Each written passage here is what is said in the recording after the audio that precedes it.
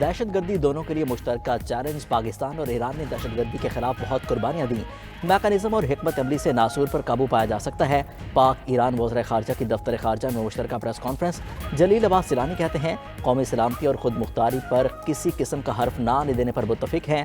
یہ high level mechanism دونوں ممالک کے مابین مسلسل رابطے کے لیے کام کرے گا۔ ایرانی وزیر خارجہ حسین امیر عبداللہیان کا برادرانہ تعلقات کو مزید بڑھانے کا اظہار۔ کہا کہ سرحدی بازاروں، سرحدی گزرگاہوں کی سیکیورٹی ہمارا مشترکہ مشن ہے۔ دونوں ممالک کے مابین جلد وفود کا تبادلہ ہوگا۔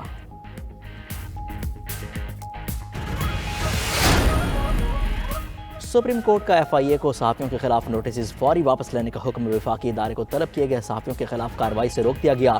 گالم گلوز الگ بات ہے، معاملہ صرف تنقید تک ہے تو کسی کے خلاف کوئی کارروائی نہ کی جائے۔ از خود نوٹس کیس میں چیف جسٹس کے ریمارکس، اٹارنی جنرل نے کارروائی نہ کرنے کی یقین دہانی کرا دی۔ چیف جسٹس نے مزید کہا کہ بار بار کہہ رہے ہیں کب تک ماضی کی غلطیوں کو دہرائیں گے، ہم تو غلطیاں تسلیم کرنے کے لیے تیار ہیں، مگر سب کی غلطیاں اپنے سر پر بالکل نہیں اٹھاؤں گا۔ مجھ سے غلطی ہوئی تو تنقید سے میری اصلاح ہوگی، میرا مذاق بھی اڑائیں تو مجھے کوئی فکر نہیں۔ از خود نوٹس کیس کی سماعت کل تک ملتوی۔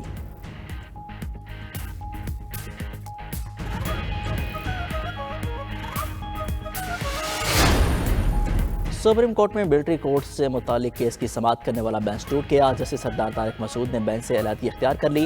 دوسری جانب سپریم کورٹ نے ججی سینیورٹی کیس غیر مؤثر ہونے پر نمٹا دیا۔ سپریم کورٹ نے ریمارکس دیے کہ جسٹس فاروق عرفان اب لاہور ہائی کورٹ کے جج نہیں رہے۔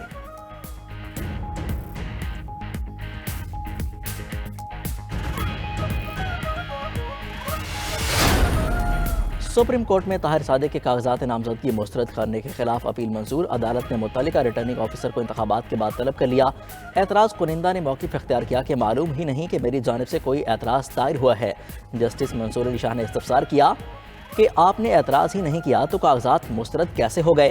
نواب زدہ جمال رئیسانی کے قومی اسمبلی کے کاغذات نامزدگی کی منظوری کے خلاف اپیل پر سماعت۔ اعتراض کنندہ نے ہائی کورٹ کے فیصلے کے خلاف اپیل واپس لے لی۔ سپریم کورٹ نے اپیل واپس لینے کی بنیاد پر نمٹا دی۔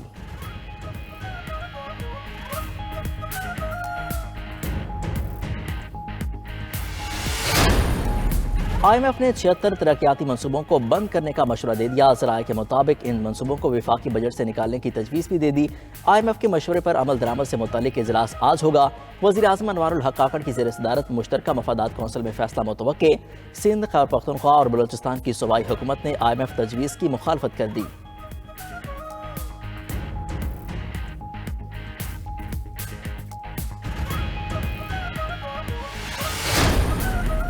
عام انتخابات میں صرف 10 دن باقی۔ سیاسی گہمہ گہمی عروج پر سیاسی جماعتیں آج بھی عوامی پاور شو کریں گی۔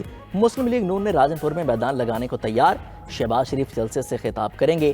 نواز شریف آج اپنے حلقہ N130 میں مرکزی الیکشن کا افتتاح کریں گے۔ بلاول بھٹو اسلام آباد میں اپنے منشور چنو نئی سوچ کے عنوان سے طلباء کے ساتھ سیشن کریں گے۔ امیر جماعت اسلامی سراج الحق کوٹ مومن کے کارکنوں سے خطاب کریں گے۔ بلوچستان نیشنل پارٹی نوشکی میں پنڈال سجائے گی۔ ANP ثوابی میں جلسہ کرے گی۔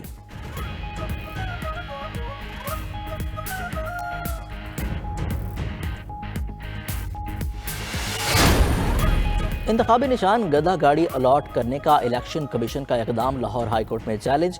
چودھری پرویز الہی نے مور کے انتخابی نشان کے لیے درخواست دائر کر دی۔ موقف اختیار کیا گیا کہ حلقے میں کسی دوسرے امیدوار کو مور کا نشان الاٹ نہیں کیا گیا۔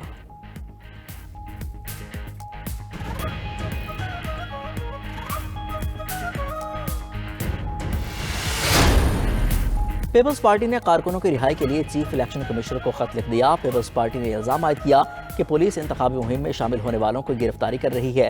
خالدہ پروین کو بھی پیپلز پارٹی میں شامل ہونے پر حراست میں لے لیا گیا۔ بروقت نہ روکا گیا تو ان ہتھ کنڈوں میں مزید اضافہ ہوگا۔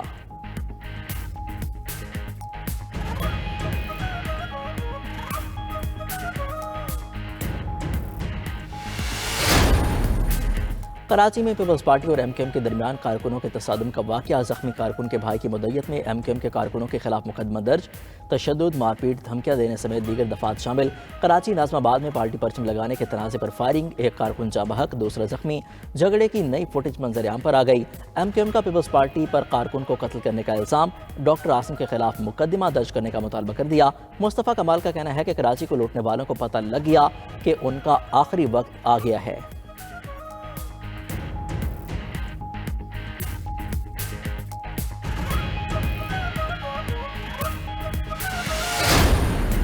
پیپلز پارٹی رہنما سعید غنی نے ایم کیو ایم کو کراچی میں مکمل طور پر ناکام قرار دے دیا۔ مصطفیٰ کمال کی پریس کانفرنس پر رد عمل دیتے ہوئے سعید غنی بولے، ایم کیو ایم ایک بار پھر لڑنے جھگڑنے کی باتیں کر رہی ہے۔ پیپلز پارٹی کے جھنڈے پھاڑے جا رہے ہیں، کارکنان پر تشدد کیا جا رہا ہے، ہر چیز کے ویڈیو ثبوت بھی موجود ہونے کا دعویٰ کر دیا۔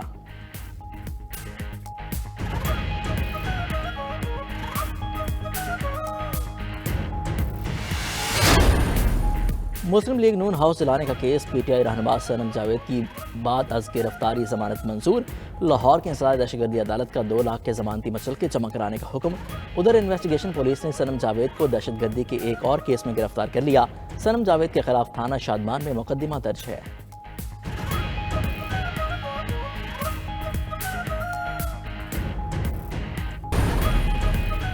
اور طویل خشک سالی کے بعد بارش اور برف باری کا آغاز، مری میں برف باری، ملکہ کوہسار نے سفید چادر اوڑھ لی۔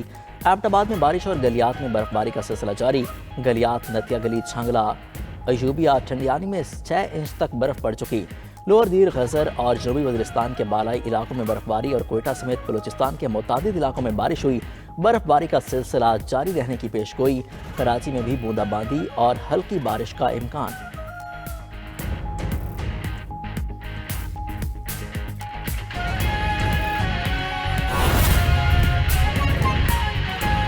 بانی پی ٹی آئی اور دیگر کی توہین الیکشن کمیشن کی جیل کارروائی کے خلاف درخواست پر سماعت ہوئی۔ الیکشن کمیشن نے دستاویزات جمع کرانے کے لیے وقت مانگ لیا۔ بانی تحریک انصاف نے توہین الیکشن کمیشن کی جیل کارروائی کو چیلنج کر رکھا ہے۔ بانی پی ٹی آئی اور دیگر کی توہین الیکشن کمیشن کی جیل کارروائی کے خلاف درخواست پر سماعت ہوئی ہے۔ الیکشن کمیشن نے دستاویزات جمع کرانے کے لیے وقت مانگ لیا ہے۔ عام انتخابات 2024 کی تیاریوں پر الیکشن کمشنر کی زیر صدارت جائزہ اجلاس ہوا۔ کمیشن کو انتخابات کی تیاریوں سے متعلق تفصیلی بریفنگ دی گئی۔ بجٹ ووٹنگ نے اب تک کے اخراجات اور اکاؤنٹس پہ موجود رقم کے بارے میں بریفنگ دی گئی۔ الیکشن ونگ نے بیلٹ پیپرز کی چھپائی اور ترسیل بارے بھی بریفنگ دی۔ مزید تفصیلات جان لیتے ہیں فہیم اختر سے۔ جی فہیم۔ دیکھیں، عام انتخابات 2024 کی تیاریوں سے متعلق الیکشن کمیشن آف پاکستان کا اہم اجلاس چیف الیکشن کمشنر سکندر سلطان راجہ کی سربراہی میں ہوا، جس میں عام انتخابات کی تیاریوں کے حوالے سے مختلف ونگز کی جانب سے تفصیلی بریفنگ دی گئی۔ بجٹ ونگ نے اب تک اخراجات اور اکاؤنٹس میں موجود رقم بارے بریفنگ دی، جبکہ الیکشن ونگ کی جانب سے بیلٹ پیپرز کی چھپائی اور ترسیل بارے آگاہ کیا گیا، جس میں بتایا گیا کہ 60% سے زائد حلقوں کے اندر بیلٹ پیپرز کی چھپائی مکمل ہو چکی ہے اور کئی اضلاع میں جو بیلٹ پیپرز کی ترسیل ہے وہ بھی کی جا چکی ہے۔ اس کے علاوہ عام انتخابات کی سیکیورٹی کے حوالے سے بھی پلاننگ جو ہے وہ پیش کی گئی اور بالخصوص جو ضابطہ اخلاق جاری کیا گیا ہے سیکیورٹی پرسنل کے لیے اور جو اداروں کے حوالے سے جاری کیے گئے اس حوالے سے بریف کیا گیا۔ الیکشن کمیشن نے اب تک کے عام انتخابات کے حوالے سے کیے گئے انتظامات پر اطمینان کا اظہار کیا اور الیکشن کمیشن نے تمام مراحل بر وقت مکمل کرنے کی ہدایت بھی کی ہے۔